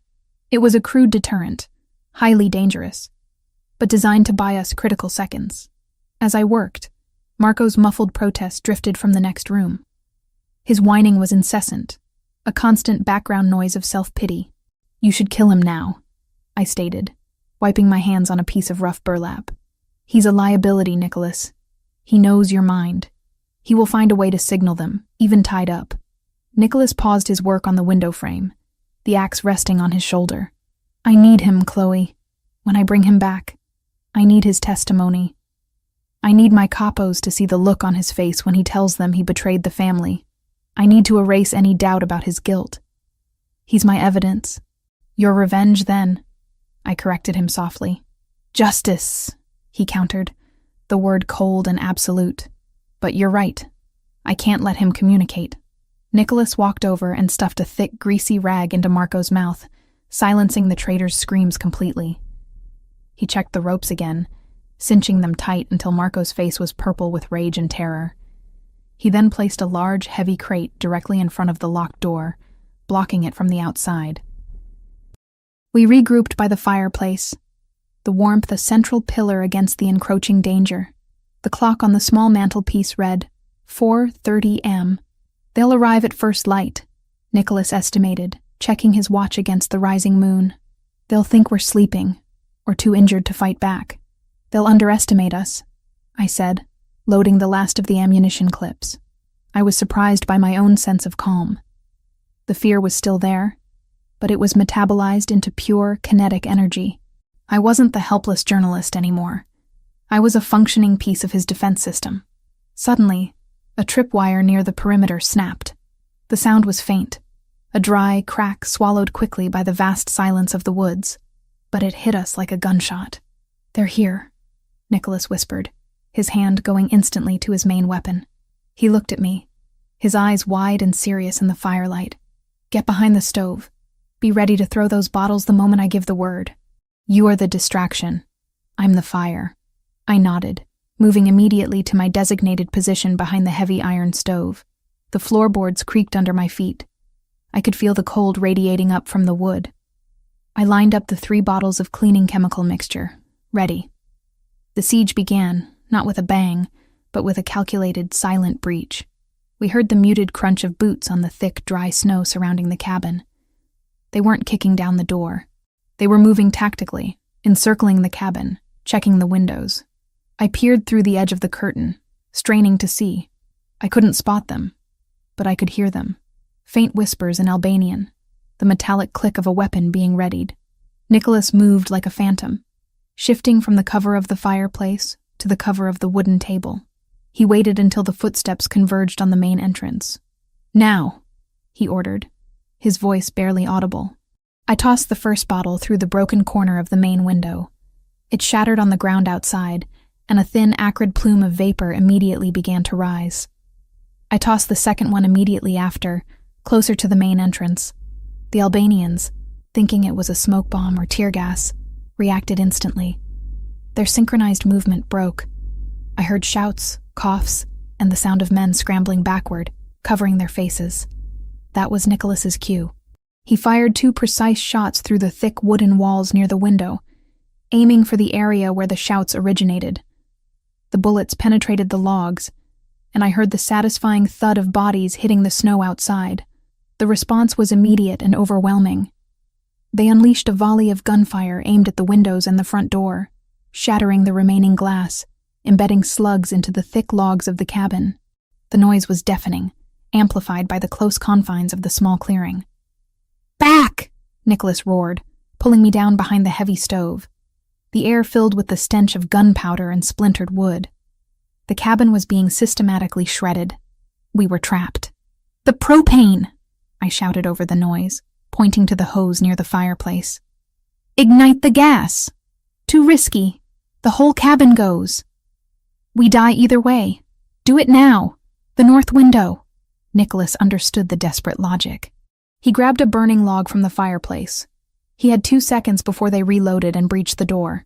He aimed the burning log at the small hole he had cut for the escape window. "Run, Chloe," he commanded.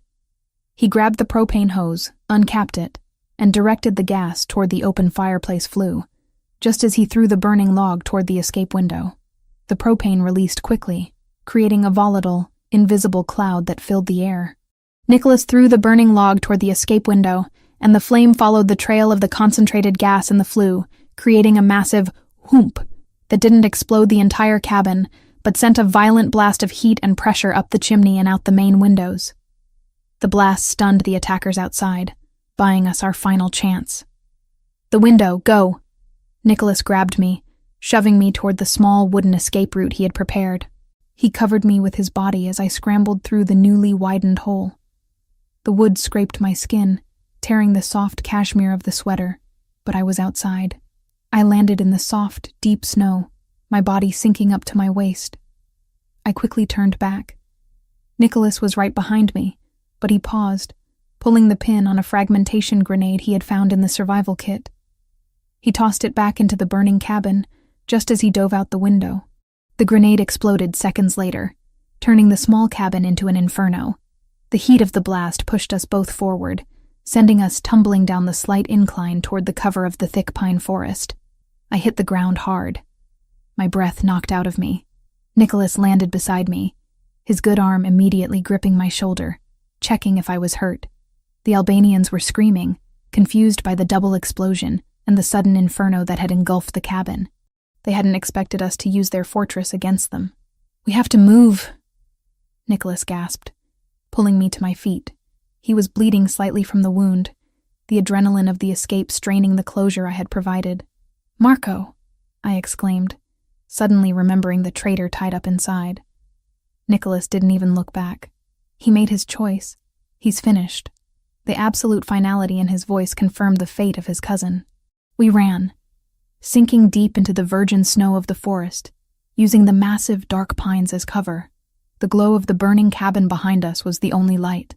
Nicholas was struggling, the cold and the exertion making his wound throb. I took his weight, wrapping his good arm around my shoulder, dragging him forward. He was heavy, but my adrenaline gave me impossible strength. "Where are we going?" I panted, my lungs burning in the icy air. "Deeper," he struggled to say. "We run until we find a signal. We run until we are completely out of range of their search grid." We were moving further and further into the desolate, snow-covered mountain range. The warmth of the cabin, the tenuous security we had built, was gone. We were back where I started, cold, running, and utterly dependent on pure survival instinct. The blizzard, our enemy in Part 1, was now our silent accomplice, covering our tracks. I looked at Nicholas, his face streaked with soot and exhaustion, leaning heavily on me. The powerful Mafia boss who had carried me to safety was now relying entirely on my strength to move forward. "I can do this," I whispered, not to him, but to myself, focusing on the rhythm of my labored breathing. "We can do this." We ran until the burning glow of the cabin was reduced to a distant, flickering ember, swallowed by the vast, hostile wilderness. The threat was still very real, but we were alive, and together. The fire consumed the old hunting cabin swiftly, turning the Verziani relic into a beacon of orange light against the pre-dawn darkness. The fierce heat pushed us forward, covering our desperate retreat into the pine forest. Nicholas and I ran until the flames were just a flickering memory on the horizon, until the only sound was the rasping of our own breaths and the crunch of our boots on the untouched snow. I had Nicholas's good arm draped across my shoulders, taking the majority of his weight. His wound, patched crudely with adhesive, was protesting the exertion, but he didn't complain. His silence was not weakness. It was focus. My own lungs burned with the icy air, but the primal need to survive lent me a fierce, unnatural strength. The fear of freezing, which had driven me into his car in Part 1, was now channeled into pulling us both to safety. We ran for what felt like an eternity, crossing frozen streams and scrambling over snow-covered fallen logs, until we reached a high ridge where the trees thinned. We collapsed there, out of breath, hidden by a thicket of scrub pine. "We stopped," I gasped, tasting copper and pine in my mouth. "Too slow to run, too exposed to stay," Nicholas managed, his voice a low, ragged rasp. He slid down the trunk of a tree, his head resting against the rough bark. He closed his eyes for a moment, marshalling his strength. "We need to contact Marco's successor, the loyal ones." This was the core of Mjolnir. Part 7. The turning point where the immediate physical threat was replaced by the strategic threat, and the alliance had to be formalized. My hand immediately went to the pocket where I'd concealed the small USB drive. "We need to use a channel they won't expect. Marco knew your security protocols. Any encrypted line or satellite phone you left behind in the city is already compromised, or will be watched by the Albanians." "I agree," Nicholas said, opening his eyes. They were dark, intense, and utterly resolute. "We need an analog approach, a signal that only the loyal will recognize." We discussed the capos who remained loyal, Thomas DeLuca in Philadelphia and Joseph Santoro in Boston. Nicholas, with his precise knowledge of his organization, dismissed the younger capos as too prone to panic, and the older ones as too slow to react. DeLuca was the key, pragmatic, loyal, and ruthless enough to act without explicit authorization. DeLuca won't come just because I call, Nicholas explained, shaking his head. He needs proof. He needs to see Marco's betrayal with his own eyes. And he needs to know that the information came from a source I trust implicitly. Then we bring Marco to him, I stated. Nicholas looked at me. Marco is dead, Chloe. He was in the cabin when it exploded. The Albanians will assume that, I said, a cruel, pragmatic grin touching my lips. But we didn't see the body. The fire will have destroyed the evidence. We tell DeLuca that Marco is alive and that we have him. It's the only thing that will mobilize his fear and his loyalty. Nicholas studied me, impressed by the quick tactical thinking. You're thinking like a strategist, not a journalist. I'm thinking like someone who doesn't want to get caught, I corrected him. We need to find a way to the nearest town. I can use a payphone or a public internet cafe to send a coded message. No traceable comms. We waited for the first faint streaks of purple and gray to appear on the eastern horizon. The blizzard was over, leaving behind a world encased in thick, blinding snow. The cold was still punishing, but the immediate threat of a pursuing team was gone, their efforts hampered by the same white silence that protected us. We continued our exhausting trek for another hour until we hit a seldom-used logging trail. The trail led, thankfully, downhill. It was on this trail that we saw the first sign of civilization, a dilapidated, abandoned pickup truck half buried in a snowdrift. Nicholas used a large rock to smash the lock on the passenger door. Inside, tucked away beneath the seat, was an old battery-powered CB radio, its antenna snapped off, but the unit itself salvageable. Working quickly, Nicholas used a spare wire from the radio to create a crude, impromptu antenna, rigging the device to the truck's battery. The power flickered to life. I can't talk long, Nicholas said, turning the dial. The Albanians might be monitoring these frequencies for chatter. I need a single word, a code that only DeLuca will understand. He finally found a static-laced frequency. He keyed the mic, his voice raspy but commanding. This is Verziani. The Eagle has landed. I have the package. Rendezvous point Echo, immediately. The Hawk is dead. Repeat, the Hawk is dead. He spoke only those words. The Eagle was Nicholas himself.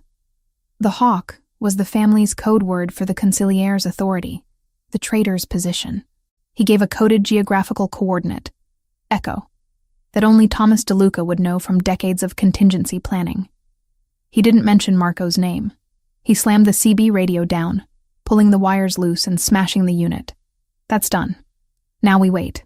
We waited for 3 tense hours, hidden in the brush, watching the logging trail. The sun finally broke through the clouds, bathing the frozen landscape in blinding white light. Nicholas was growing restless, his wound occasionally seeping blood onto his exposed chest. Finally, we heard it, the low, powerful rumble of heavy machinery approaching the trail. Not one vehicle, but 3. Nicholas grabbed his weapon, pulling me down low into the snow. This is it, Chloe. If it's not DeLuca, they'll kill us both. The convoy stopped. 3 black, heavily armored SUVs, identical to Nicholas's, emerged from the tree line. The doors opened simultaneously. It was Thomas DeLuca, tall, imposing, and his face a mask of shock and fierce relief. He was surrounded by his own loyal men. "Nicholas!" DeLuca shouted, rushing toward us, ignoring the snow. Nicholas rose slowly, leaning heavily on the tree trunk. The sight he presented, bloody, exhausted, leaning on a homeless woman in a cranberry sweater, was a shocking contrast to the impeccable boss DeLuca expected. "Thomas?" Nicholas acknowledged, his voice strained. "The Hawk is dead, but I have the package." DeLuca's eyes immediately went to me, then back to Nicholas. "Who is she?" "This is Chloe," Nicholas said, stepping slightly in front of me, a protective gesture that was as instinctive as it was fierce. "She found the snake. She saved the summit. She is Verziani intelligence now." DeLuca's confusion was evident, but his loyalty was absolute. "We're compromised here. The Albanians are mobilizing. We need to go back to Boston. Santoro is waiting." "Before we go," Nicholas said, pushing past me, walking toward the logging trail. "I need proof." The moment was taut with drama. Nicholas walked to a spot on the trail and used his boot to kick snow away from a large, flat rock. Beneath the rock, he had placed the small USB drive I had given Daniel in Part 4, which Daniel had returned to Nicholas upon meeting him at the summit. "This drive has everything," Nicholas said, handing the drive to DeLuca. "The transfers, the communication logs. It links Marco's account directly to the Albanian network. He sold us the moment I was elected Don." DeLuca took the drive. The weight of the tiny object seemed immense.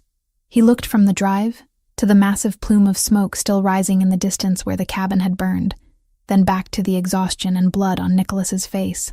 "My God, Nicholas," DeLuca muttered, shaking his head. "He was family. He was a traitor," Nicholas stated, the wound in his shoulder forgotten. "Now, we bring the matter to the capos. I want a meeting, tonight. The Albanians think I'm dead, and they think Marco is their informant. We use this lull in the war."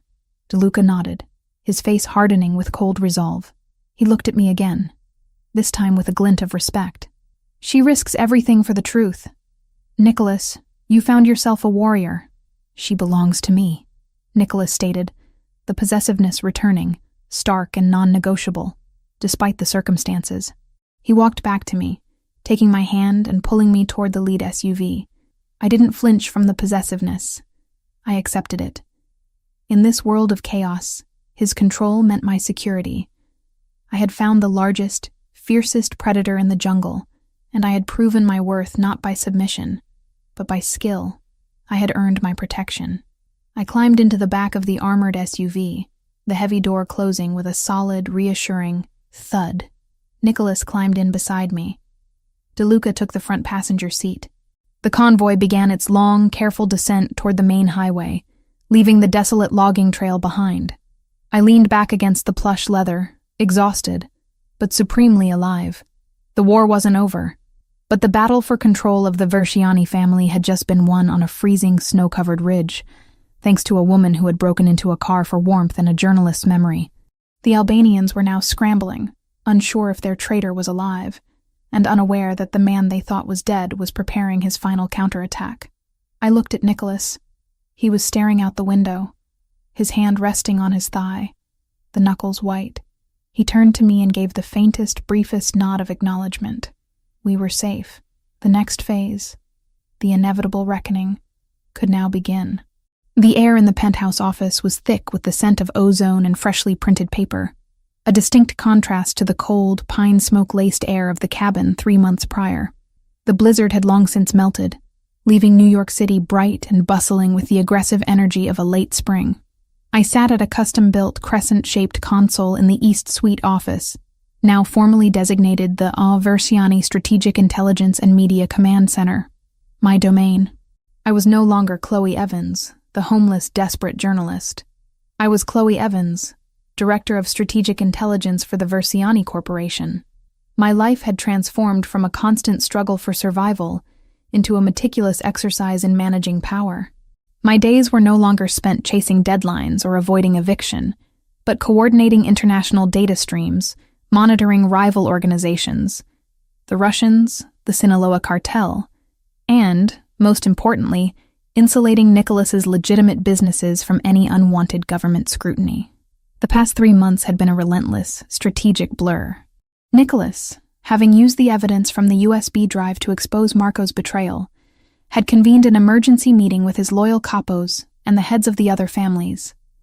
The sight of a bloodied, furious Nicholas Versiani presenting irrefutable proof of the Albanian-led assassination attempt, all validated by a civilian witness, me, had galvanized the commission.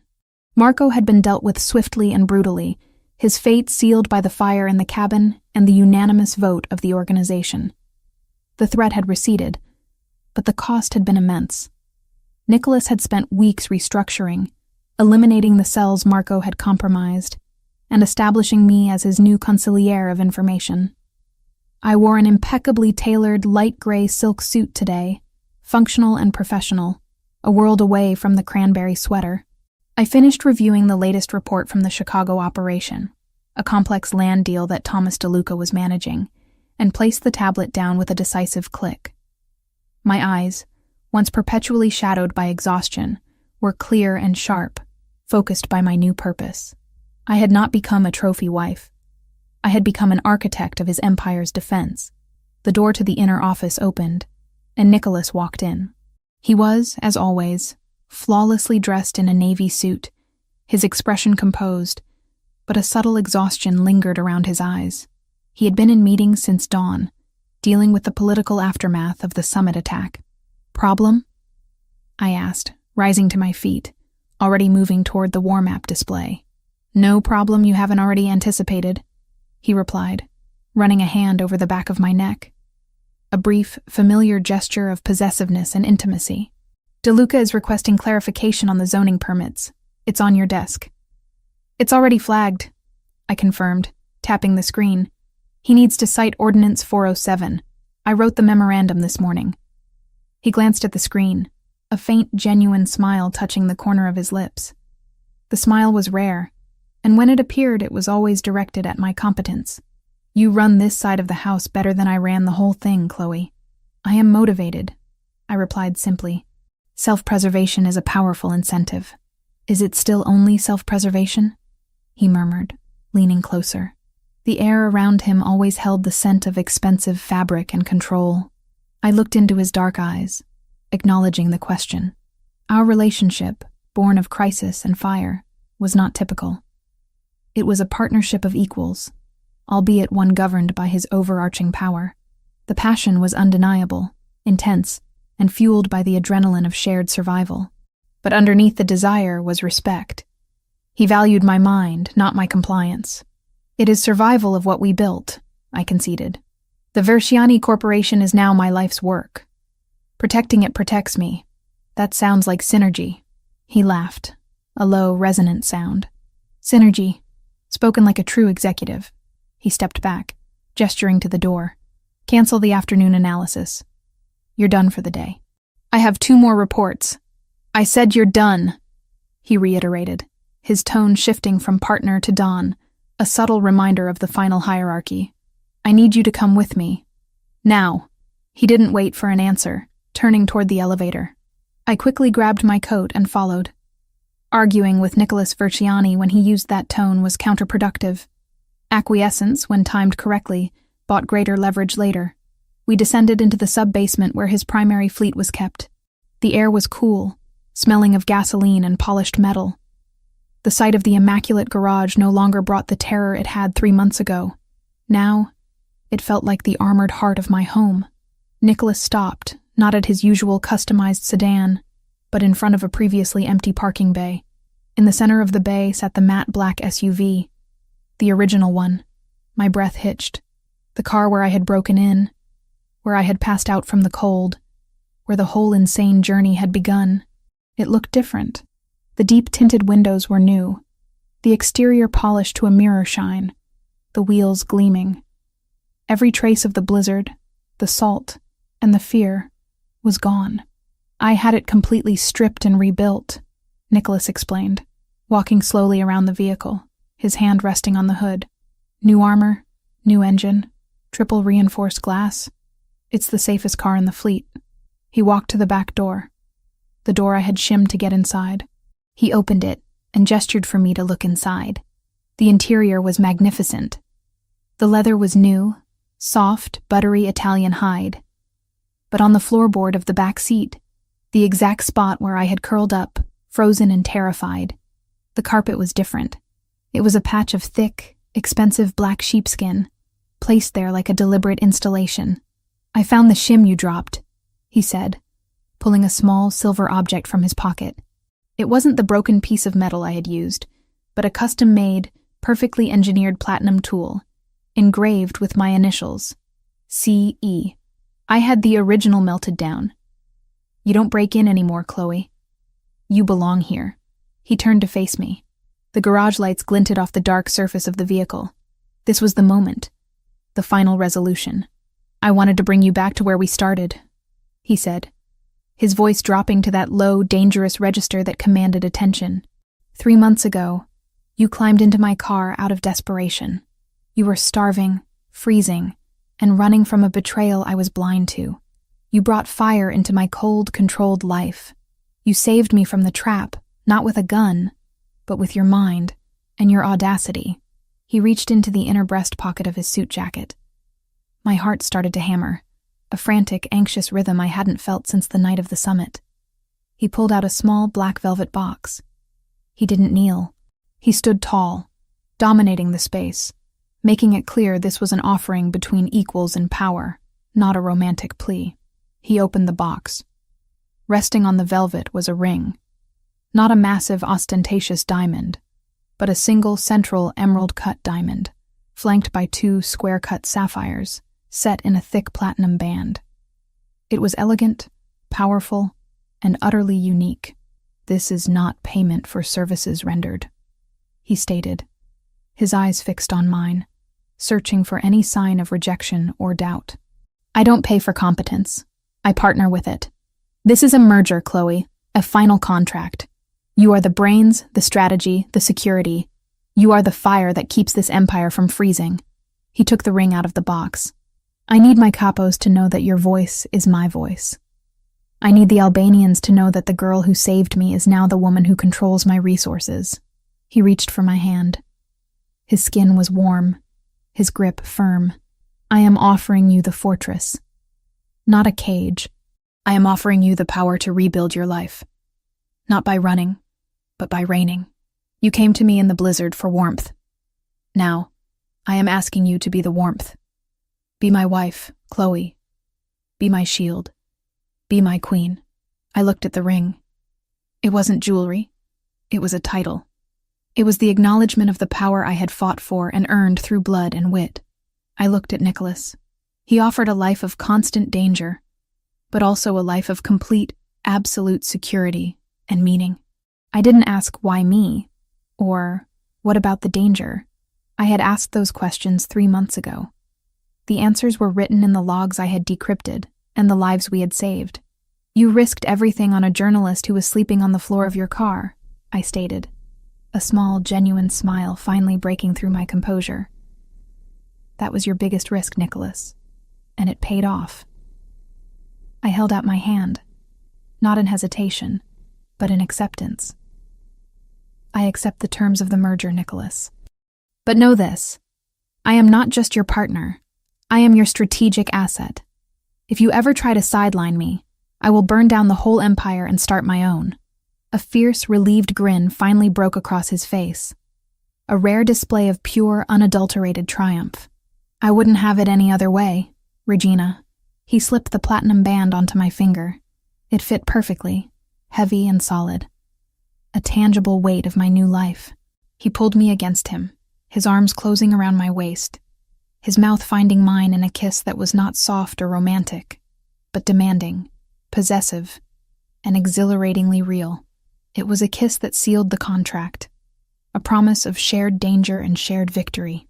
When he finally pulled back, he rested his forehead against mine, his dark eyes looking down at me with an intensity that promised devotion and dominance in equal measure. "We go to Boston tonight," he murmured. "Thomas DeLuca has arranged a ceremony. The family needs to see us. They need to see their new queen." I looked around the garage, at the original SUV, the starting point of my impossible journey. From a freezing girl desperate for survival to the woman standing in the center of the Verziani Empire. "You brought me home," I acknowledged, wrapping my arms around his neck, finally allowing myself to sink into the absolute safety his body provided. "I found you," he corrected me, his voice a low, final assurance. "In the middle of a blizzard, on the floor of my car, I found the only thing in this world that could ever truly protect me." He scooped me up into his arms, just as he had done on the night he found me. But this time, the gesture was pure pride, not triage. He carried me toward a different, waiting armored car, ready to take me to our future. The snow had melted, but the fire we started was burning hotter than ever. The end.